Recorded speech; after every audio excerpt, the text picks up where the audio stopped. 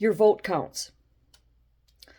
And as a voter, our votes matter.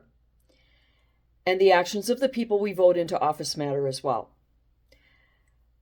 Now, if we vote for a person for office, governor, president, senator, whatever, based on promises that they make and then they fail to keep those promises, that's on them. But it's also on us because we're the ones that voted them into office. We're the ones that wanted what they were selling.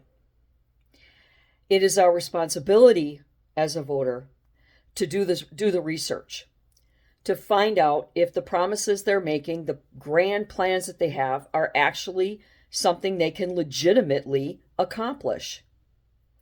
And if you vote for somebody for the wrong reasons, let's say they have really nice hair, you vote for them because of their skin color or their religion, then you are throwing your vote away and wasting it on bad politics, on your feelings and your emotions rather than the issues that affect all people in your state and in your nation. I am just as responsible. I voted for Trump. I'm a registered Republican. I have been for a number of years. And like the Dems, I'm responsible. My vote helped get him into office. But I'm not running around saying, well, I'm a little bit liberal. I'm sort of, not extreme left wing, but I'm sort of left wing. You're not. You're either a Democrat or a Republican. So that out of the way, because I have called people out for not willing to take responsibility for their votes and not standing up and saying to their presidents, their governors, their congressmen, hey, I voted for you, but I didn't vote for this. I voted for Trump, but I didn't vote for some of the stuff that's going on. Of course, the Venezuela Maduro nonsense, that's the big deal right now. And Trump is, he's walking around polishing his halo. He did the great thing for the Venezuelan people, for the oil companies, while we paycheck people are still trying to figure out how we're going to pay a huge tax bill this year. Now, yesterday, Trump started running his mouth again, and he's got to be careful with that. I will say that's one thing about him that I'm very critical of. I don't like that he runs his mouth like that. He says he gives away secrets he shouldn't be giving away. He brags about things he shouldn't be bragging about. He makes comments that I think are very unpresidential. But just because you vote for a candidate for president doesn't mean that you love every single thing about him. It's physically impossible to love every single thing about one particular person. But last night he was going on about Greenland now. He's targeting Greenland again, which he did first thing last year. And he mentioned in his statement that he would consider the military to do it. So Marco Rubio responded with a statement last night saying that he's not invading Greenland, that he wants to purchase Greenland. Now, I wouldn't have an issue with that as a tax-paying American voter if you've got the money to do it. But early last year, we were promised Doge dividends that never came to fruition.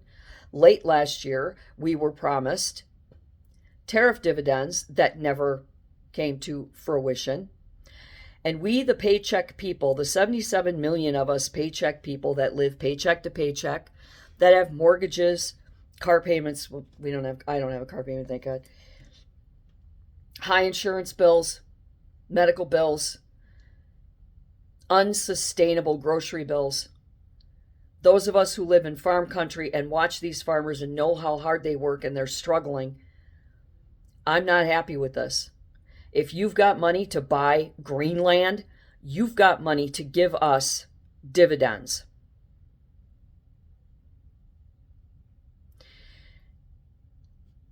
Very few people are going to benefit from these great tax breaks that Bessent is bragging about. The wealthy elite will. and certain other groups will, but not us paycheck people. Because that's not how the tax system works. You have to have, you have to be able to claim dependents. You have to be able to claim withholdings and so on and so forth. And if you physically don't have those things to claim, you can't claim them, you're going to get fleeced. We've all known for decades that the IRS and the tax system needs to be fixed. Ugh, my hair's so flat today. But until then, we're still getting fleeced. And a dividend check might actually make someone like me break even with that tax bill. I am not happy with this. I did not vote for you to take your first full year and concentrate all of your efforts on the international stage and not us. I get it. You've lowered gas prices. Great if you drive every friggin' day. You've lowered egg prices. Another win if you eat eggs every frickin' day.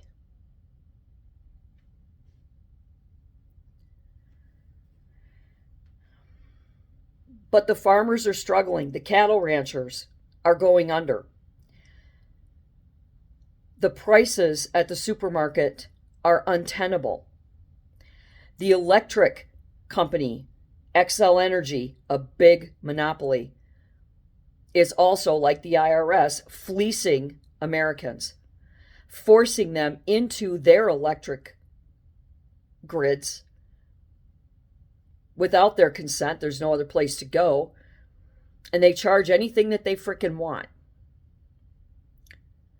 Why isn't anybody looking into that?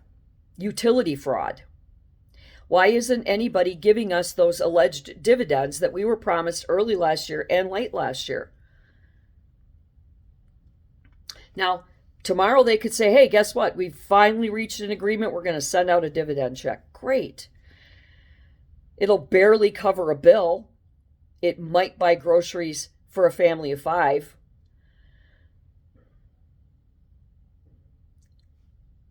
But the point is that you were voted into office. The whole Trump administration was voted into office by the American people because of promises you made to directly improve the lives of American people.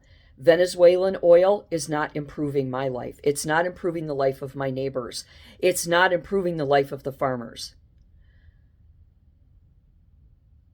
It's improving the lives of the oil barons and the Venezuelans, which is great. They need it. I get it. We're a generous people. But I will sing your praises if I see a dividend check. I will sing your praises if I don't get fleeced this year from the IRS like I do every year. But right now, I am not happy with you, Donald J. Trump, my president, whom I love, and your administration. And there's no excuse of, well, you got a lot on your plate. No, you don't. No, you don't. The fraud's keeping everybody busy. It's widespread and state to state. I get that. But that's one thing. That's got nothing to do with the tariffs. It's got nothing to do with nothing. I get that you want to get the fraudsters out of here and the illegals out of here and the people that would end up unintentionally getting a tariff dividend when they don't deserve it. But why should the legitimate Americans who do deserve it and need it desperately, why should we have to wait for years-long fraud cases to occur before we're going to see our reward? And we do deserve reward. We are tax-paying, law-abiding Americans who get up and ball and chain it every fucking day for 40 hours plus a week.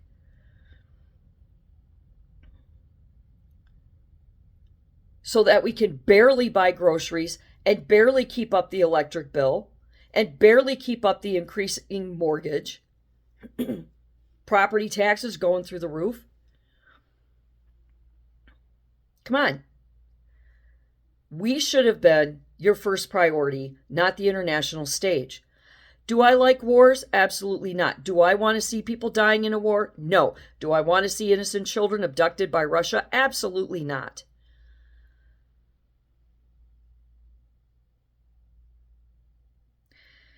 But I also we can't sustain our cost of living anymore. We can't do it. And pay raises are completely futile because the more money you make, the more taxes you pay. Musk will talk about that. He knows it. They all know it.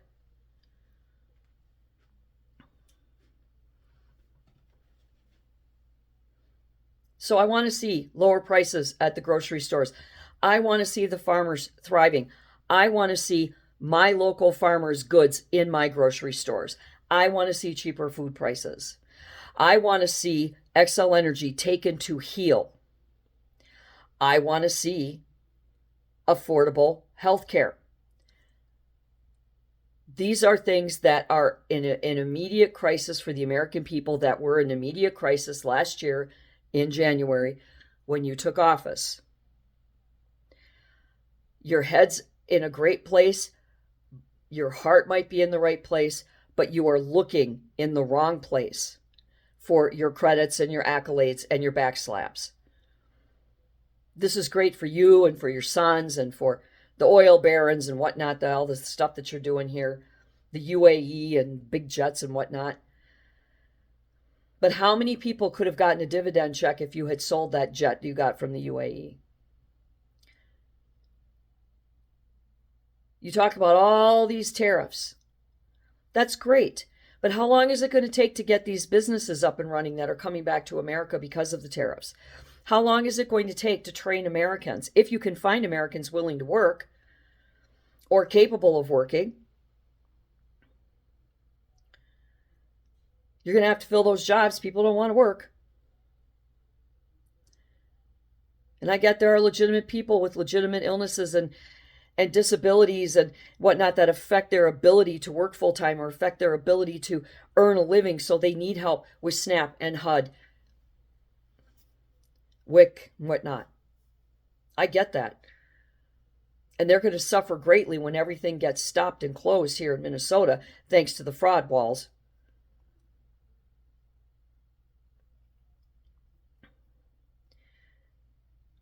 But yesterday, I put out a rant about Maduro and Venezuela. I'm glad that it's happening, but it's got nothing to do with us paycheck people here on the ground in the U.S. And I had hoped that I would hear something where you would be talking about turning inward and helping the American people. Now, you keep saying, oh, this is going to benefit the American people. How? How is buying Greenland going to help us? I don't eat rare earth minerals. My electric bill doesn't get paid with rare earth minerals.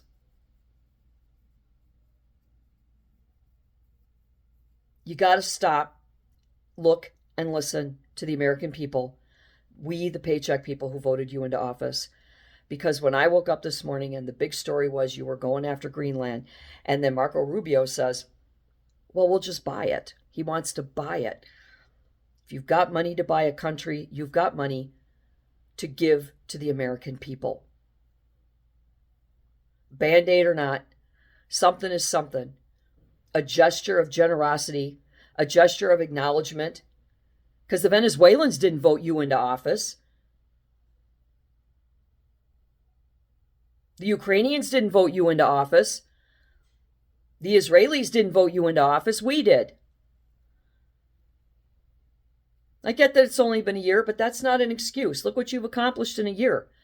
Now think if you had turned that inward to us. Think about what you could have accomplished for us in that first year, and then spend your second year concerning our reputation on the American stage. Or split your efforts up between the two. I have yet to see you do anything that will directly benefit us paycheck people. And that's why I'm mad at you right now. And just like a good, solid, healthy marriage, you're not always going to be happy with your spouse. You're going to have arguments, you're going to disagree, and right now, I love you, President Trump, but we're having an argument right now. I'm disagreeing with you. I need timelines, I need dates, I need definitives, I need Doge dividends, I need tariff dividends. I need to see proof that everything you did last year is of direct benefit to us, the American people. And until then, I will be mad at you. But I love you. Do good and be good.